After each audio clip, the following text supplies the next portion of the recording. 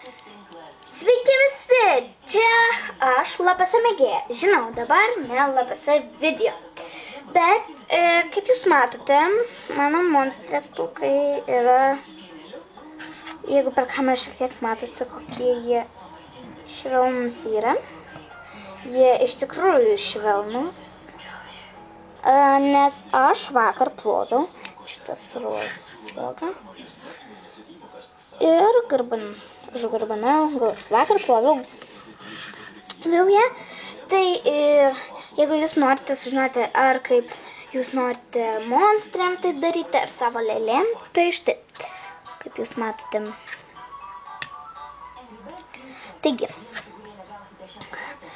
aš pirmą paėmiau savo kvepiančio šampūno, todėl mano monstrės plaukai kvepia.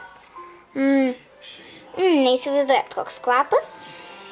Tai va, tada paėmiau šampūną ir patinau taip jos plaukus ten. Pakišau po kranu. Paėmiau va tokias šukas, plonesnių neturėjau, šiaip reikėtų plonesnių, bet ir gerai su šitom šiam.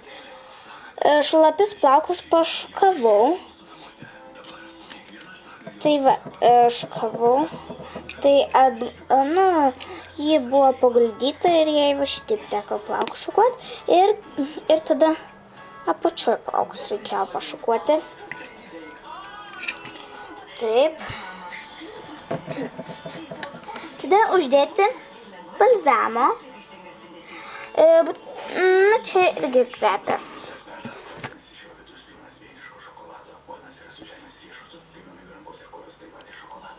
Tai va, kvepia irgi. Tai irgi ant plaukų užtryniau. Vėl pakišau po kranu. Ir tada vėl pašukavau. Taip pat viskas tas pats. Aš nežinau, nebandžiau su džiovintuvu, bet aš padžioviau ant džiovyklos ir išdžiuvo. Ir plaukai tapo labai tokie blizgus. Todėl prašau, pakomentuokite. Komentuokite, labai prašau. Ir pakomentuokite, ar jum išėjo tokie plaukai. Labai prašau. Iki.